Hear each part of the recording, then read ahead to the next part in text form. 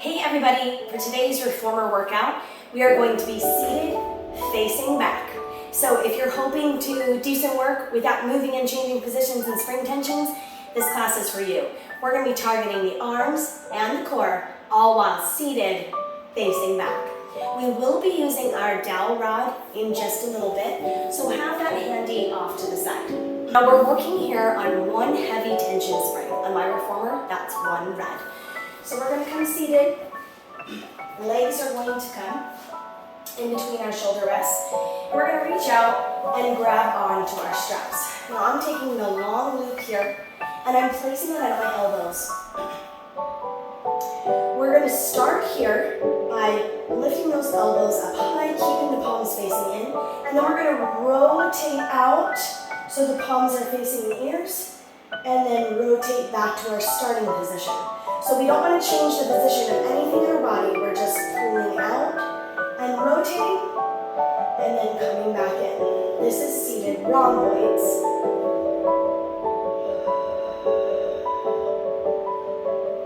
We want to make sure that we're nice and smooth on the way out and the way back. We don't want to pull so hard that we're jerking forward on the reformer. So we want to keep it nice and even, target those muscles and come back rather than using momentum.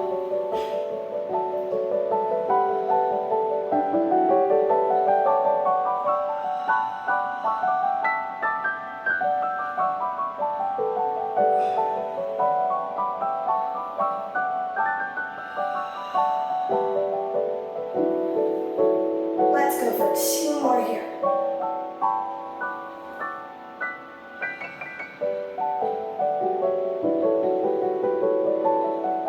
Good. Bringing back in, and we're going to take those straps off. Now, grabbing a hold of the loop, we're going to go for diagonal arms, and we're going to take a twist with it. So we're going to lift our arms to a diagonal, we're going to lean back in towards our arm that's coming down, and then lift back up, and come to the other side.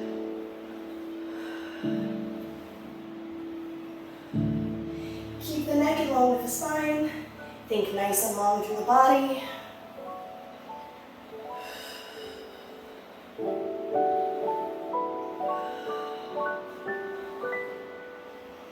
One more on each side.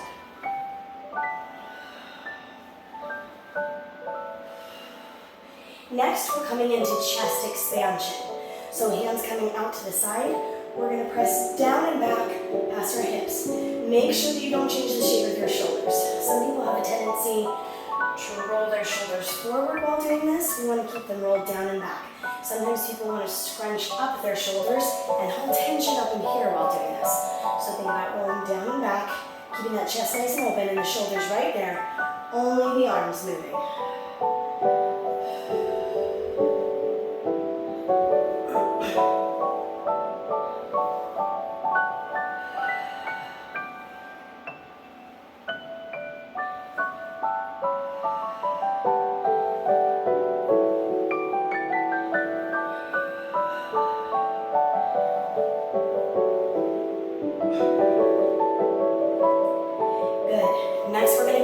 Into one of our rowing exercises. So, it's rowing 2. We're going to bring those elbows in, and we're going to just take this in 3 parts here.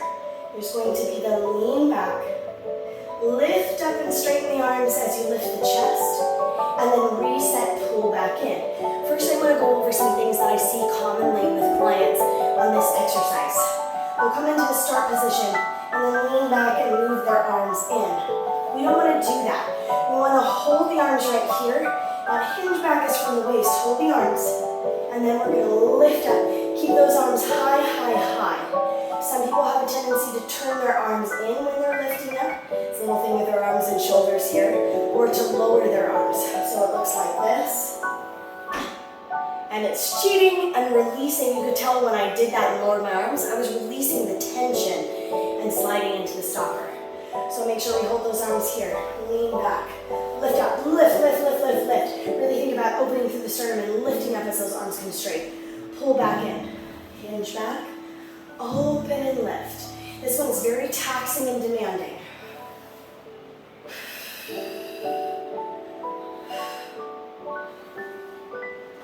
It's hard to keep our arms just held in space. One more.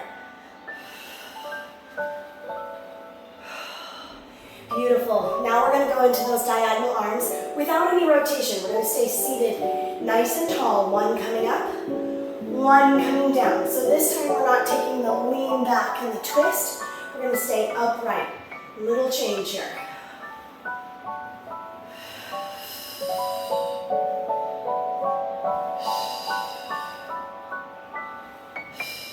Make sure that you don't lock out your elbows or hyperextend. Think about keeping nice round elbows. Think about hug a tree, but opening this way. One more to each side.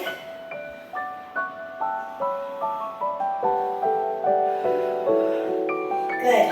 Now, let's get into a little core challenge here. Right here, we're going to round back, place those handles down, and lift the legs, lift them up into space. Lower the legs, and then we're going to C-curve, round forward, and come down over top of the legs. Lift up, keep that C-curve of the body, round back through the spine, place the hands down, fingertips just on the reformer, float the legs out 45 degrees, lower back down, and then lift, keeping that curve through the spine, up and over.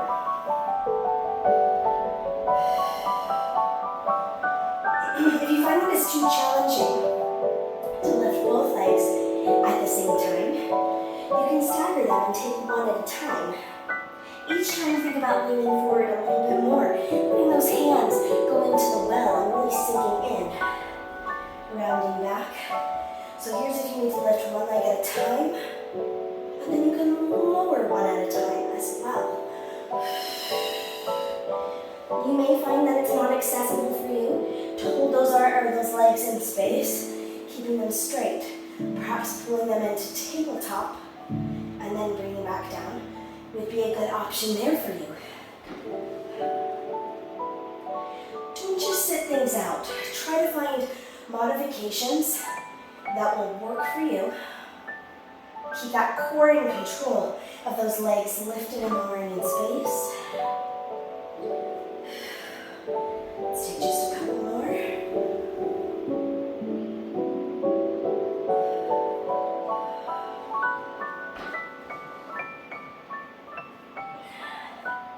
And two more here.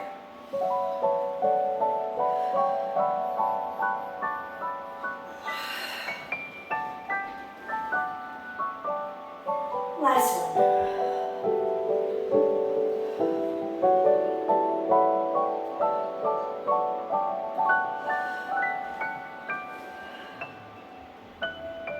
And lifting up. Go ahead and replace those straps. Now it's time to grab that dowel. So we're still seated facing back, just like I promised. Everything here is going to be like this. And we're going to take this dowel. I'm going to put it through my shorter loop here to give me more tension. So those straps come onto the dowel. So now that when we're pulling evenly the full weight of the carriage rather than being in individual handles. It's one solid unit that we're pulling, which is going to change the way we feel these exercises and give us a lot more options in the reformer. So we're going to use those arms and core here. We're going to round back first, and then we're going to row into the chest. Now release the arms and come up tall through the spine. Again.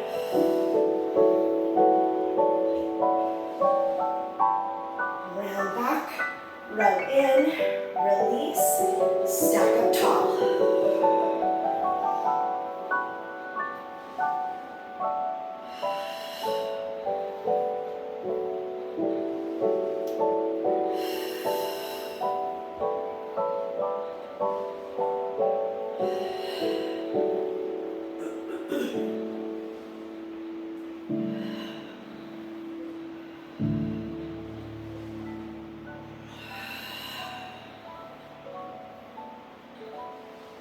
Two more just like this.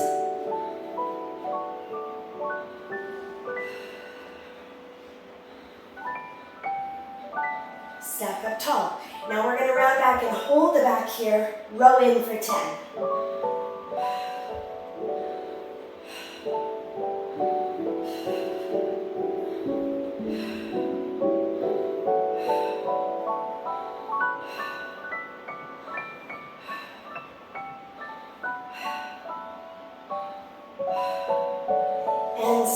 up tall. Now we're going to adjust the arms slightly, same basic movements, but adjusting the arms so we're feeling it differently in the shoulders, back, and arms, and the core. We're going to round back and we're going to roll, but rather than to the chest, we're going to be bringing it to the forehead. So if this resistance of one coil was feeling light at the beginning, it's progressively feeling heavier as we go. So we're going to round back, roll up towards the forehead, release, and stack up tall. Again, round back, pull, release, and stack up tall.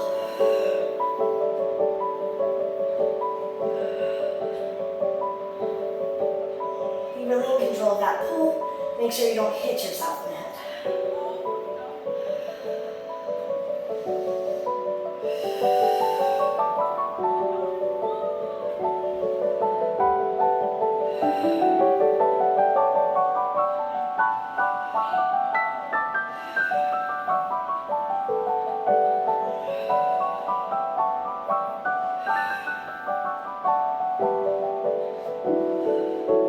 Now round back and hold and row in towards the forehead.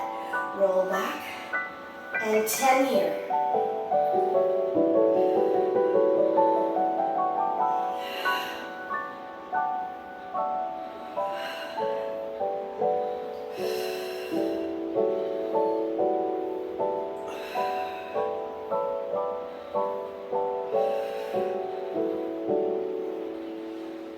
Whew, that is burning. Now, turn the palms facing up towards the sky. We're going to change the direction of how we're working our arms and go into some bicep curls. Give those shoulders a little break. So same basic thing, round back. Now we're going to bicep curl in towards the forehead, release, and lift up tall.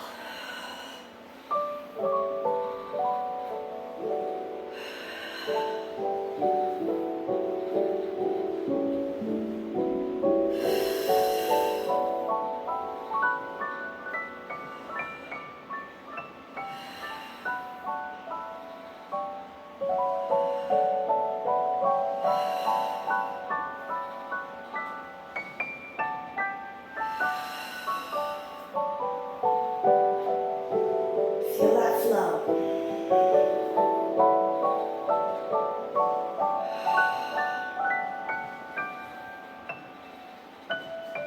Now round back, hold it there, and bicep curl for 10.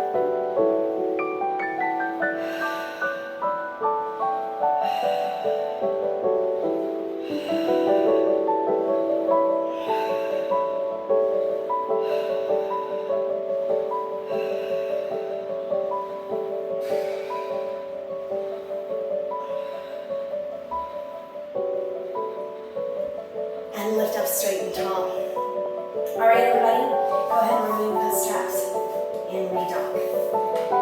That has been our complete backward-facing workout for arms, shoulders, back, core, all staying in one position with one spring load. If you would like to make this workout a little bit longer, go ahead and take a short break, roll things out, give yourself 2 to 3 minutes, and then repeat everything again. You could even turn this into a circuit where you repeat 3 times if you want to keep all that focus on this area of the body, from the waist up, really working and getting strong. Remember about grace and control and breath and precision. And when you're getting tired, don't just throw the carriage around so you're bouncing. Keep it nice and controlled, which might mean that the next couple of times that you go through, you lower the reps a little bit. Rather than 8 to 10, we're coming down to 5. Right? Or you could just call this your quick workout right here and then go focus on stretching or some other area or group together another short class. You want to make sure that you've got options for shorter workouts that you can throw in any time. So if you're doing something else, you can still make time for the reformer. Like for me, I just had a bar workout right beforehand and then hit up the reformer to do this exercise, and it complemented what I was doing very nicely. Make sure that you make time every day for things that you love, even if it's just a couple minutes on the reformer, to say, today I showed up and I did a workout, is just enough, even if you don't have an hour to dedicate every single day. Okay guys, I'll see you next time in the studio. Thanks so much for joining me in the studio today and for dealing with my voice being a little bit hoarse. You can join me for more reformer workouts just like this right here on YouTube, or you can have access to all of my reformer classes if you join me on Patreon in my reformer tier. I'll see you guys next time.